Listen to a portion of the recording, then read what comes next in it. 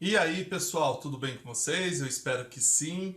E hoje nós vamos fazer a nossa revisão do conteúdo do bimestre, né? Fazendo aí um apanhado geral de tudo aquilo que a gente viu. E a gente começou trabalhando sobre a questão, né, do pós-independência do Brasil, onde a gente veio trabalhar então as questões que ocorreram, né, de mudanças num período que nós vamos chamar de reinado brasileiro, ou monarquia brasileira, né, que vai estar dividido em três períodos, né? O primeiro reinado, o período regencial e o segundo reinado. Esse período então vai ser conhecido como, né, o período do Império Brasileiro, né?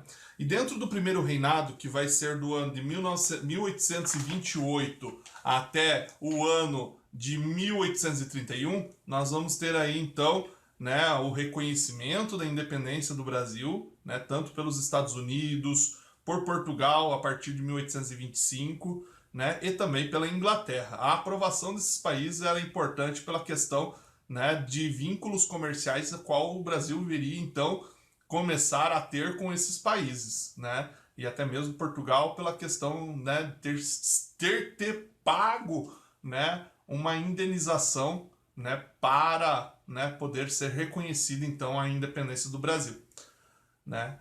Dentro desse novo contexto, né, nós vamos ter aí, né, diferentes interesses, né, dentro da política brasileira, né, principalmente, né, com grupos que políticos começam a surgir dentro desse período, né, com a questão dos liberais, dos conservadores e aqueles que queriam a manutenção, né, de governantes portugueses dentro do Brasil, né?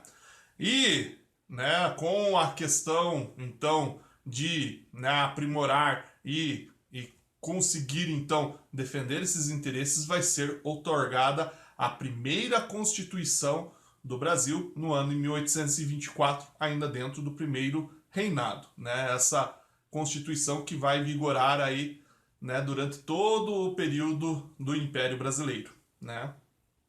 Nós vamos ter aí então nessa Constituição, né, uma Constituição que vai ser, né, de certa forma imposta ao povo brasileiro, porque não vai ter a participação, né,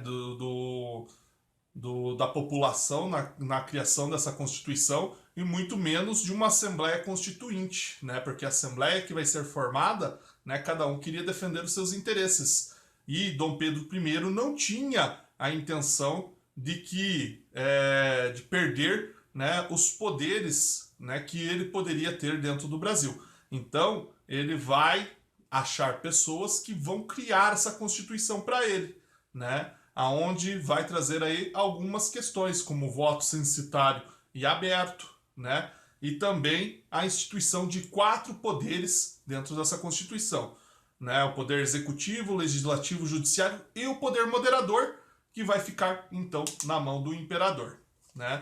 Dentro também dessa situação que vai ter dentro do país, nós vamos ver aí que a situação econômica do império, né, vai estar fragilizada e também nós vamos ver aí ausências de mudanças significativas, né, onde parece que, né, a elite e o governo queriam a manutenção do que já existia anteriormente, já constituído pelos portugueses, né, quando estava Dom João VI ainda no país, né?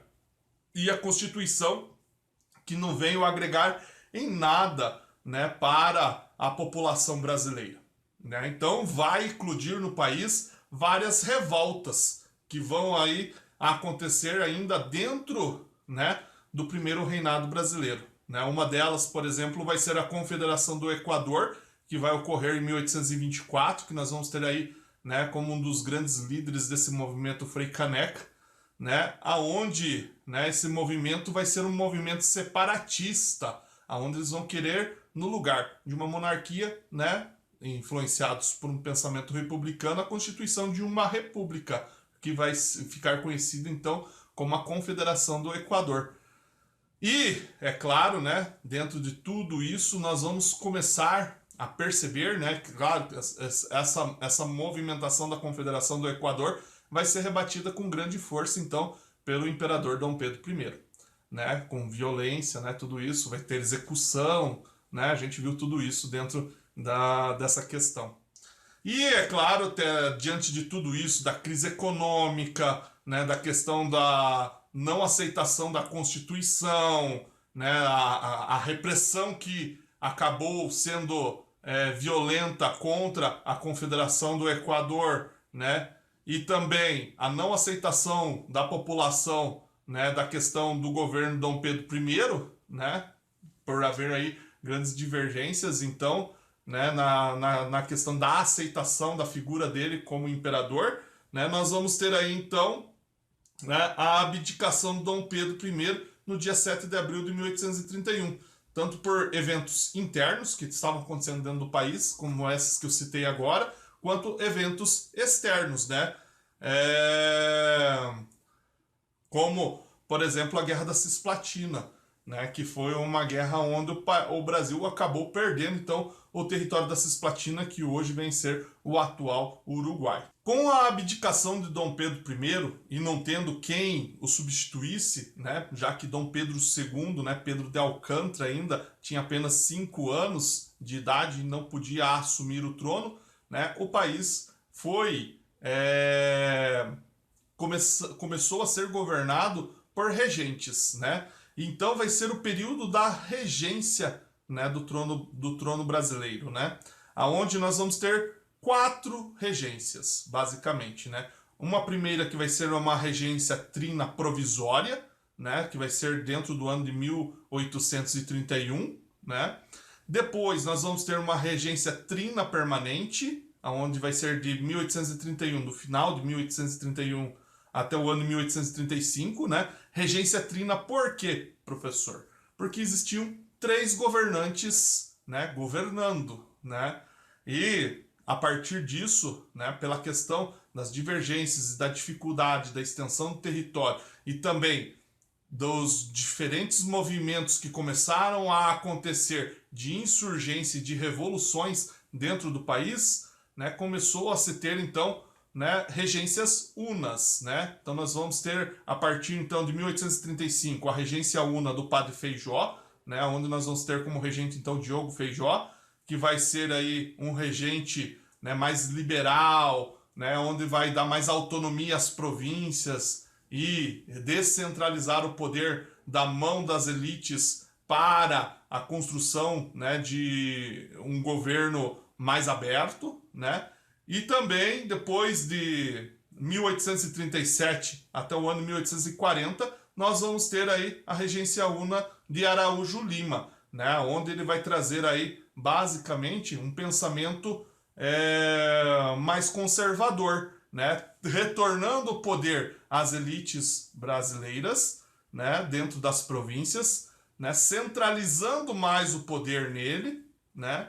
E, é claro, né, trabalhando aí com a questão dos diferentes grupos políticos que existiam, então, dentro do governo, né, que queriam aí uma maior autonomia. Dentro de todas essas questões, né, vão surgir, então, diferentes e vários movimentos que vão estar lutando aí, que nós vamos chamar de revoltas regenciais, né, onde a gente vai ter aí as rusgas no Mato Grosso, a revolta dos malés na Bahia, a cabanagem que vai acontecer na província do Grão-Pará, a farroupilha que vai acontecer no Rio Grande do Sul, a sabinada na Bahia e a balaiada no Maranhão. A partir do momento, né, em que toda essa desordem que estava acontecendo no país, né, e todos os movimentos e guerras e revoltas que estavam acontecendo no país, né, alguns grupos políticos, como dos liberais, começou, né, um processo em pedir, né, a entrada, então, de Pedro de Alcântara no poder com seus 14 anos de idade, né, aonde vão dar o golpe da maioridade, né. Dom Pedro I, né, quando instituiu a primeira Constituição, falou que o trono poderia ser ocupado, então, né, pelo seu herdeiro quando ele completasse os seus 21 anos. Dentro do período regencial, houveram algumas mudanças na Constituição, né, onde foram baixando a maioridade, né, do herdeiro do trono, né, para que ele pudesse assumir mais jovem, mais cedo, né. Então passou para 18 anos, depois passou para 16 e por fim, aos 14 anos, né, esses grupos que apoiavam então a entrada do imperador no poder acharam que isso poderia abrandar a questão das revoltas por acharem, né, que tudo isso estava acontecendo porque não existia uma figura que pudesse assegurar, né, uma propriedade política dentro, né, do trono brasileiro, né? Então, se houvesse do governo brasileiro, então se houvesse alguém no trono, né, representando, né, essa figura do governo, isso poderia abrandar as massas e, é claro, né, parar com as revoltas, né? Então, houve uma antecipação do trono de Dom Pedro II, né, onde foi considerado então uma manobra política, né, e que feria então a Constituição de 1824, né? E o objetivo era acalmar então o ânimo da população, né, e diminuir a questão das revoltas, né? Aonde, né, essa política agora que vai ser desenvolvida dentro do segundo reinado vai ser uma disputa entre dois partidos basicamente, os liberais e os conservadores, né? Aonde cada um vai trabalhar aí essa questão, né, de ficar no poder. E Dom Pedro II vai ser alguém que vai ficar equilibrando a balança desses que estão no poder. É claro, em um primeiro momento ele chamou mais os conservadores, né, que gerou grande polêmica, né, e também revoltas dentro do segundo reinado, que foi, por exemplo, a Revolução Praieira, que vai ser desencadeada pelos liberais que haviam ganhado as eleições, mas houve alegação de fraude nessas eleições e quem acabou entrando no poder, então, junto com, né, Dom Pedro II, foi basicamente o grupo dos conservadores, né, que estava então mais próxima, né, dos ideais que ele estava naquele momento desenvolvendo. No ano de 1847, então, vai ser instituído no Brasil, né, uma espécie de parlamentarismo junto à monarquia, né? É claro que vai ser um parlamentarismo diferenciado, vai ser chamado de parlamentarismo às avessas, né? Porque o país, né, de certa forma, queria a manutenção do poder na mão do rei, né? Nós já temos o poder moderador da Constituição, né, onde ele tem aí o poder, né, de ter poder sobre os outros poderes, né? E é claro, né, agora também dentro desse parlamentarismo às avessas, né? Por quê? Porque a forma parlamentar que a gente conhece é a da existência de um rei como uma figura representante do Estado, mas as ações políticas tomadas por um primeiro-ministro.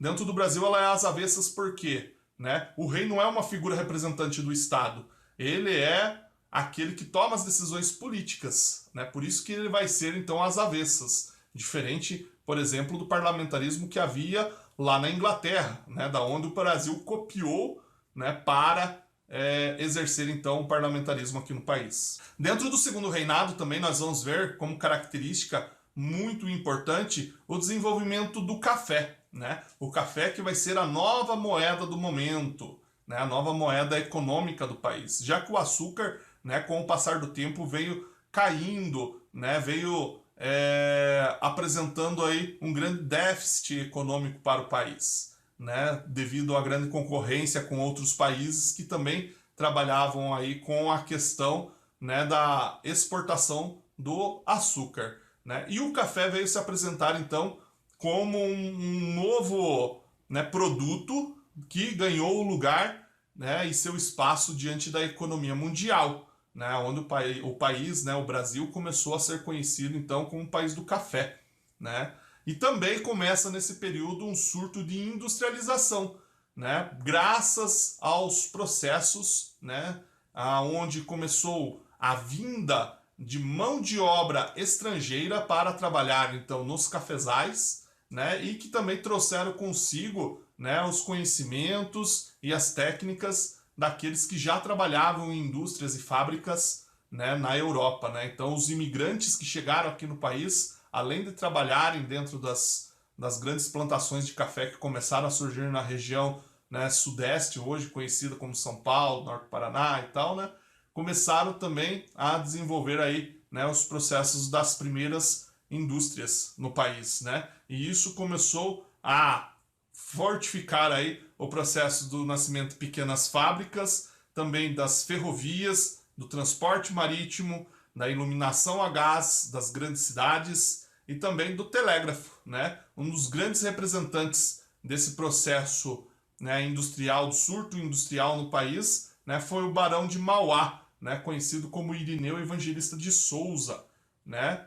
E que também possibilitou aí, né, o início de uma nova era no país, né? Uma era de transformações e de pequenas mudanças que começavam a acontecer, como o fim do tráfico negreiro, né? Com esse processo imposto, então, né, pela Inglaterra, né, que previa aí o fim, né, do transporte de escravizados da África para as Américas, houve então um processo de melhorias, né, nessas questões que agradavam os grupos que eram a favor do abolicionismo da escravidão no país. Nós vamos ver alguns fatores externos no país que vão gerar aí, né, basicamente, né, o fim da monarquia brasileira, que vai começar a dar origem a uma crise.